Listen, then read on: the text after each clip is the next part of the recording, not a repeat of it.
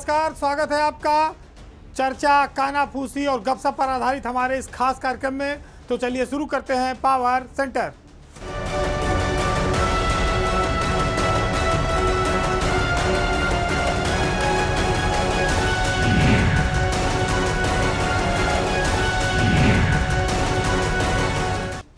उत्तर प्रदेश में जो बुंदेलखंड का इलाका है वो काफ़ी पिछड़ा इलाका माना जाता है। पूरब और पश्चिम की तुलना में बुंदेलखंड सूखे की मार से, गरीबी से हमेशा पीड़ित रहा है और बुंदेलखंड को ये माना जाता है कि वहाँ पर संसाधन बहुत कम है, लोगों के जीवन यापन और सर्वाइवल के लिए बड़ा संकट है। हालांकि खनिज पदार्थों के मामले में बुंदेलखंड बड़ा चर्चित रहता है, लेकिन कहते हैं कि वहाँ के संसाधनों पर पैसे वालों का कब्जा है, बाहर के लोगों का कब्जा है। बुंदेलखंड चाहे जितना पिछड़ा हो, परेशानी में हो, लेकिन उसके अफसर अब कमाल कर रहे हैं।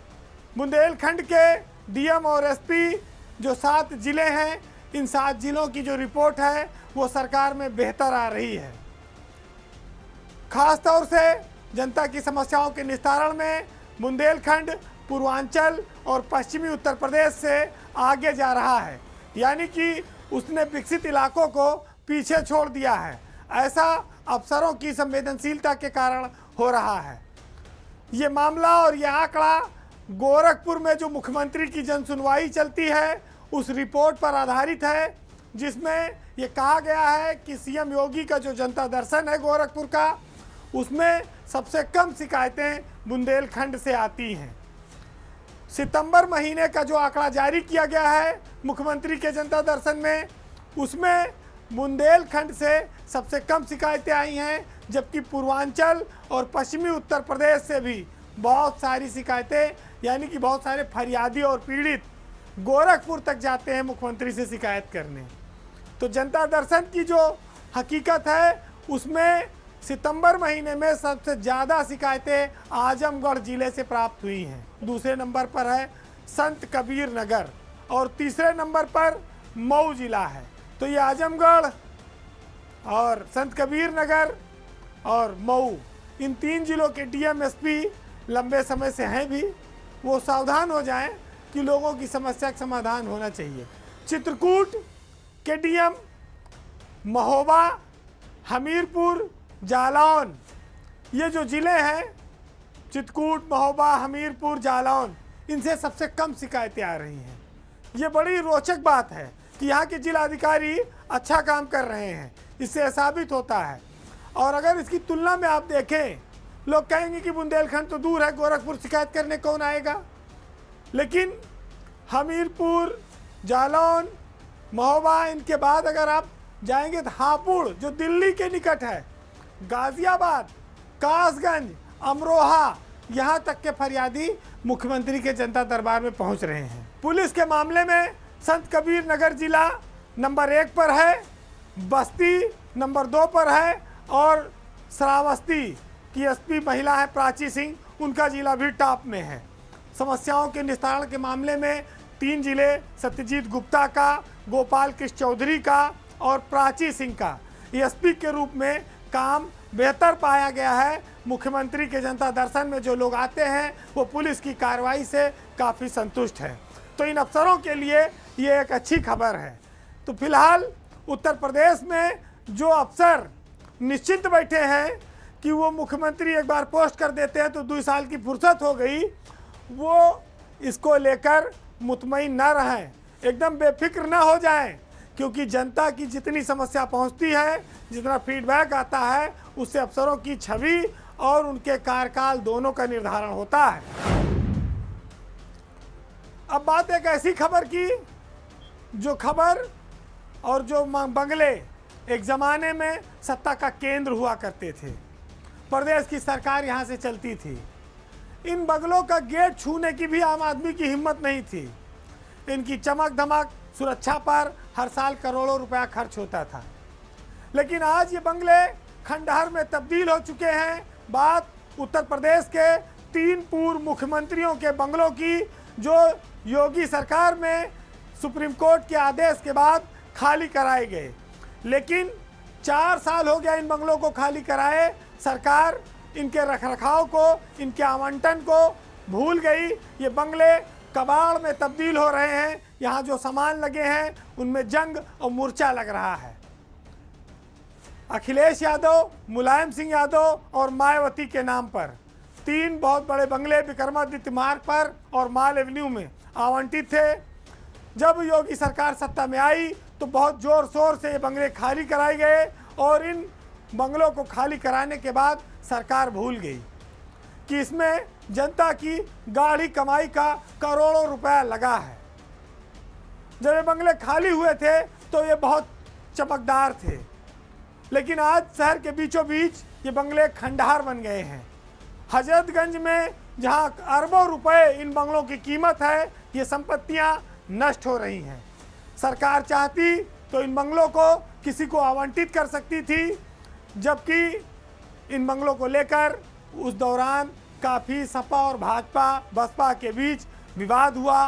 टोटी, फर्श तोड़ना और तमाम सारी आरोप प्रत्यारोप लगे। लेकिन ये बंगले खाली कराने के बाद राज संपत्ति विभाग ने भी इधर नज़र नहीं डाली और सरकार ने भी किसी को आवंटित नहीं किया। चाहती तो दोनों अपने डिप्टी सीएम को दे सकती थी, चाहती तो हाई कोर्ट के जस्टिस को दे सकती थी, विधानसभा अध्यक्ष को भी बड़ा बंगला मिल सकता था अगर सरकार चाहती तो। लेकिन इन बंगलों को खाली कराने का मकसद आज तक अधूरा है। सियासत अपनी जगह है, उससे जो लाभ हानि होनी थी वो ले चुके हैं, जितनी हलचल मचानी थी वो मचा ली गई। लेकिन आज रिजल्ट के तौर पर क्या है? रिजल्ट के तौर पर विक्रमादित्य माल एवेन्यू के इन बंगलों में घास उगी है, झाड़ियाँ उगी हैं, वहाँ पर तमाम सारे सांप गोजर टहल रहे हैं, जंगल जैसे हालात हैं। तो जब जिन बंगलों पर 50-50, 100-100 करोड़ रुपया खर्च हुआ हो जनता के पैसे का, और उनको खाली कराने के बाद जिम्मेदार लोग अपनी जिम्मेदारी निभाना भूल जाएं कि ये बंगलों का क्या होगा, तो आप देखिए कि कैसे सरकार संपत्तियों की रखवाली कर रही है। उसके विभाग राज संपत्ति विभाग है, वो कैसे इन संपत्तियों को की देखभाल कर रहा है। पूर्व मुख्यमंत्रियों के बंगले हैं, इनको स्मारक बना दे सरकार, किसी को आवंटित कर दे, कम से कम इनकी स्थिति तो सुधर जाएगी। जो जंगल बना हुआ है वो सुधर जाएगा कि खाली भाजपा और सपा ने इन बंगलों को लड़ाई के लिए बनाया था। इसी को कहते हैं वक्त। वक्त बदलता है, आदमी का भी, जगह का भी, घर का भी। जिन बंगलों की क्या शानो शौकत थी, बड़े बड़े मंत्री विधायक सर न झुकाते थे वहाँ पर, आज उन बंगलों को कोई रंगाई पोताई कराने वाला नहीं है। उनका रंग उड़ चुका है, प्लास्टर गिर रहा है, सीलन लग गई है। ये हाल है। आप सोचिए, यही होता है दिन बदलने का फेर। अब बात एक बहुत रोचक खबर की सियासत से जुड़ी हुई।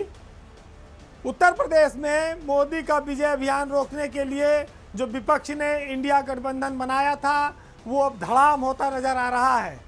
लोकसभा चुनाव से पहले ही कांग्रेस और अखिलेश यादव के बीच जो दोस्ती थी उसमें दरार आ गई है, खटास पैदा हो गई है और दोनों लोग एक दूसरे को भर भर कर जो कल तक प्रेम मोहब्बत की बातें करते थे अब उनको गोबर परोसने में लगे हैं। मामला बिगड़ा है मध्य प्रदेश विधानसभा चुनाव से, जहां पर कुछ सीटों को लेकर सपा और कांग्रेस के बीच विवाद हो गया और दोनों ने अपने अपने प्रत्याशी खड़े कर दिए। उत्तर प्रदेश में कांग्रेस के अध्यक्ष और नेताओं ने जब एक दूसरे पर आरोप लगाने शुरू किए सपा और कांग्रेस के बीच, तो वो टकराहट बढ़ गई। अब तो मामला ऐसा है कि छोटे भैया नेता भी एक दूसरे पर, राष्ट्रीय नेताओं पर आरोप लगा रहे हैं। सीट बंटवारे पर कांग्रेस के नेताओं के बयान से अखिलेश यादव काफ़ी नाराज हैं और इसी नाराज़गी में उन्होंने चिरकुट शब्द का भी इस्तेमाल किया।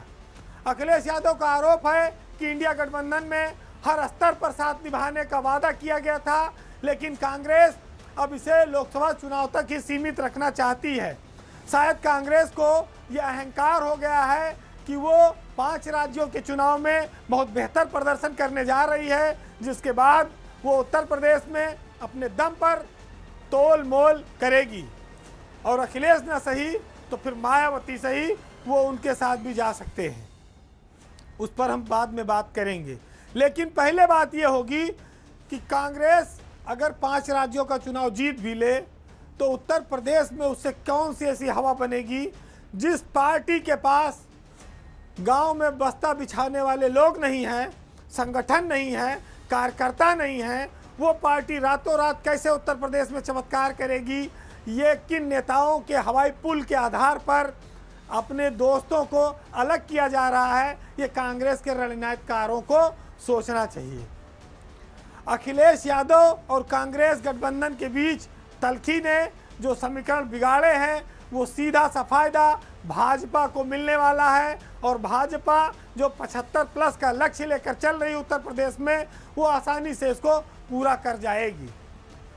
जिस कांग्रेस के पास जमीन नहीं है, आधार नहीं है उत्तर प्रदेश में, वो एक नए अध्यक्ष के दम पर बड़ी बड़ी बातें करके 125 से ज़्यादा विधायकों वाले दल को नीचा दिखाने की कोशिश कर रही है। दोस्ती बराबर के स्तर पर होती है, जहां जो बड़ा होता है वहां छोटे को झुकना पड़ता है। उत्तर प्रदेश में कांग्रेस करीब 35 सालों से सत्ता से बाहर है, उसका जनाधार बहुत कम है, लेकिन उनके बयान बहुत बड़े बड़े हैं। अब बात आती है कि जब ये गठबंधन टूट गया अखिलेश यादव और इंडिया के बीच, राहुल गांधी के बीच, तो फिर कांग्रेस क्या मायावती को अपने साथ लेने की तैयारी में है? उसका एक रास्ता उसके नेता चर्चा में आजकल खुला रखने की बात कहते हैं। लेकिन सवाल यहाँ यह उठता है कि क्या मायावती भी कांग्रेस के साथ गठजोड़ करने को तैयार हैं, या उनका ऐलान है कि हम तो अकेले लड़ेंगे, हम किसी भी गठबंधन में, ना एनडीए में ना इंडिया में जाएंगे। तो ऐसे में कांग्रेस किस भरोसे पर अखिलेश यादव से दोस्ती तोड़ने को तैयार है? दूसरा, क्या खाली कांग्रेस के पास ही ये विकल्प है कि वो मायावती से गठबंधन करे? अखिलेश यादव के पास क्या ये व्यवस्था विकल्प नहीं है कि अखिलेश और मायावती भी आपस में गठबंधन कर सकते हैं? इस पर भी कोई रोक तो है नहीं। तो मायावती को भी फायदा अखिलेश से ज़्यादा गठबंधन करने में होगा। पिछली बार 2019 में ये लोग लड़ भी चुके हैं 39-39 सीटों पर। पुराना बुआ भतीजे का एक रिश्ता भी है। ये गठबंधन टूटने की नौबत पे सिर्फ एक कांटा आता है, वो मुस्लिम मतदाताओं का, कि कांग्रेस कह रही केंद्र में हम सरकार बनाएंगे, मुसलमान हमारे साथ आ जाओ। मुसलमान यहाँ समाजवादी पार्टी के साथ जुड़ा हुआ है, उधर आजम खां जेल चले गए, उससे मुसलमान और नाराज है कि भाई कम से कम सपा उनके लिए लड़ती है। अब बीजेपी इसमें दोनों फायदे में है कि भाई ये दोनों जो गठबंधन बना था ये अलग हो गए, मायावती अलग थी, अब हमारा रास्ता एकदम साफ है, दौड़ते जाओ निकल जाओ। तो जब ये सब स्थिति बनेगी आने वाले वक्त में, तो एक और पेच आएगा कि अभी तक उत्तर प्रदेश में जो गांधी परिवार है वो अमेठी और रायबरेली में चुनाव हर बार लड़ता रहा, जीता भी हारा भी, लेकिन सपा ने कभी इनके खिलाफ कैंडिडेट वहाँ नहीं उतारा। तो समाजवादी पार्टी का जो बड़ा वोट बैंक है वो कांग्रेस को अमेठी रायबरेली में मिलता था। राहुल गांधी पिछली बार हार गए जब कैंडिडेट नहीं उतारा सपा ने, तब भी। अब की अगर उतार दिया तो पिछली बार तो एक रायबरेली जीत भी गए थे, अब की बार पता नहीं जीरो ना हो जाए। राहुल गांधी और सोनिया गांधी के लिए ये लड़ाई फिर रायबरेली अमेठी में बहुत कठिन हो जाएगी। आज जो लोग कर्नाटक और हिमाचल प्रदेश में चुनाव जीतकर लोकसभा में बीजेपी की सीटें कम करने का दावा कर रहे हैं, उसकी भरपाई अपने आप उत्तर प्रदेश से हो जाएगी और मोदी तीसरी बार देश के प्रधानमंत्री बनने में कामयाब होंगे। पावर सेंटर में बात अब एक ऐसी खबर की जो ब्यूरोक्रेसी के भ्रष्टाचार से जुड़ी है। उत्तर प्रदेश में सरकार भले ये कहती है कि भ्रष्टाचार पर हमारा जीरो टॉलरेंस है, लेकिन राजधानी लखनऊ में सरकार की नाक के नीचे कई ऐसे मामले आते रहते हैं जो भ्रष्टाचार का खुलासा करते हैं। महत्वपूर्ण बात यह है कि हमारी ब्यूरोक्रेसी के अधिकतर अफसर खुद को ईमानदार दिखाने की कोशिश में लगे रहते हैं, लेकिन हर जगह वो बेईमानों भ्रष्टाचारियों को संरक्षण देते हैं। बात उत्तर प्रदेश के बिजली विभाग की, और वो भी लखनऊ की मध्यांचल विद्युत वितरण निगम में फैले भ्रष्टाचार की, जहां इंजीनियर रोज ऐसे ऐसे कारनामे करते हैं कि आप दांतों तले उंगली दबा लेंगे। मध्यांचल के इंजीनियरों ने बिजली का काम छोड़कर अब प्लाट और फ्लैट का धंधा शुरू कर दिया है। बहुत आश्चर्य वाली बात है, आप सुनेंगे तो हैरान होंगे कि मध्यांचल के इंजीनियर विद्युत कनेक्शन और लोड बढ़ाने के बदले प्लाट और फ्लैट की डिमांड करते हैं। आज ताज़ा मामला आपके सामने हम लाए हैं एक मध्यांचल के मुंशी पुलिया और चिन्हट डिवीज़न के विभाग का, जिसमें 3500 किलोवाट लोड स्वीकृत करने में एक बहुत बड़ा फ्रॉड हुआ, और उस फ्रॉड में इंजीनियर भी लाभान्वित हुए, और मध्यांचल के एमडी भवानी सिंह खंगारौत पूरे मामले पर कुंडली डाले बैठे हैं। लेकिन उससे पहले देवराज तो बिजली विभाग से हटा दिए गए, लेकिन देवराज के बाद उनके जो लोग थे वो आज भी बिजली विभाग के विभिन्न डिवीजनों में जमे हुए हैं। भवानी सिंह खंगारौत एक ऐसे ही अफसर हैं जो अपने आप को दिखाते सरल हैं, ईमानदार बनते हैं, लेकिन जितने भ्रष्टाचार के किस्से हैं, भ्रष्टाचारी हैं, वो सब भवानी सिंह खंगारौत के संरक्षण में फल और फूल रहे हैं। ताज़ा मामला ये है कि मुंशी पुलिया डिवीज़न के अंतर्गत अमराई सब स्टेशन आता है। वहाँ पर 3500 किलोवाट का एक विद्युत लोड एक बिल्डर को स्वीकृत करना था, लेकिन स्वीकृत कर दिया चिन्हट डिवीज़न ने, यानी कि दूसरे क्षेत्र का लोड दूसरे क्षेत्र के इंजीनियर ने स्वीकृत कर दिया और एक फ्रॉड कर दिया, और ये दो डिवीज़नों के बीच विवाद का फायदा हुआ ऊपर के अफसरों को। बताया जाता है कि इस विवाद में यसी और चीफ इंजीनियर अनिल तिवारी इनका बड़ा रोल रहा, लेकिन ये मामला लगभग 1.5 साल से ये अफसर भवानी सिंह खंगारौत इसको दबाए बैठे हैं। उन्होंने जो कमज़ोर लोग थी उनकी गर्दन दबा दबा कर पूरे मामले को ठंडे बस्ते के हवाले कर दिया। पहले आप ये जानिए कि मामला क्या है। अमराई गांव जो मुंशी पुलिया डिवीज़न के अंतर्गत आता है, वहां पर एक बिल्डर जिसका नाम है मेसर्स अट्रैक्टिव निर्माण कंपनी, वो बहुत बड़ी टाउनशिप विकसित कर रहा है। इस टाउनशिप के लिए 3500 किलोवाट का लोड उसको चाहिए था, जिसके लिए मुंशी पुलिया डिवीज़न से लोड पर कार्रवाई होनी थी, लेकिन चीफ इंजीनियर अनिल तिवारी के दबाव में चिन्हट एक्सियन ने डिवीज़न से इस लोड को स्वीकृत कर दिया, जबकि उनको उस क्षेत्र में अधिकार नहीं था। इस बात की जब जानकारी मुंशी पुलिया के एक्सियन रितेश आनंद को हुई तो उन्होंने 2021 में एक पत्र लिखा और इस पूरे घटनाक्रम का खुलासा किया। इसका विरोध किया तो भवानी सिंह खंगारौत ने उसे पद से हटाकर मध्यांचल में अटैच कर दिया। गौरतलब है कि जब 3500 किलोवाट का कोई कनेक्शन लिया जाता है तो इतने बड़े कनेक्शन के लिए बिल्डर को खुद के पैसे से नया सब स्टेशन बनाना पड़ता है। 33 केवी की लाइन होती है, 5 MVA का ट्रांसफार्मर लगता है, इस पर करीब 10 करोड़ रुपया खर्चा आता है। इसी पैसे को बचाने के लिए बिल्डर ने इंजीनियरों से साठगांठ की और लाइन खिंचवा दी बिना सब स्टेशन बनवाए। चर्चा इस बात की है कि जो पैसा बचा उसमें एक्सियन, यसी और चीफ इंजीनियर ने घूस ली। घूस के बदले में उन्हें फ्लैट दिए गए, किसी को 2 किसी को 1। लेकिन अब देखिए, जांच तो 2 बार हुई लेकिन खंगारौत साहब ने कार्रवाई किसी पर नहीं की। जिस एक्सियन ने शिकायत की थी उसी को उन्होंने रगड़ दिया और बैठे हैं ईमानदार बन के। अब महत्वपूर्ण बात एक और आप जानिए कि जो ये लोड स्वीकृत हुआ था बिल्डर को, उसकी फाइल भी इन लोगों ने गायब करा दी। तो जब जांच में फाइल ढूंढी जाती है तो फाइलें नहीं मिलती तो जांच काहे की होगी। ये पूरा मामला ठंडे बस्ते के हवाले कर दिया गया है, जो अपने आप को बहुत ईमानदार दिखाते हैं सरकार की नज़रों में। एक नहीं सैकड़ों मामले खुलेंगे जांच अगर सही से हो तब। लेकिन कहते हैं कि बने रहो पगला, काम करे अगला। सब लोग ये समझें कि बहुत ईमानदार हैं लोग बहुत मेहनत से काम करने वाले लोग हैं और नीचे पूरा मलाई काटने वाले लोग बैठे हैं। खंगा राउत का जो प्रिय है उसको महत्वपूर्ण पोस्टिंग मिलती है, मलाईदार पद दिए जाते हैं।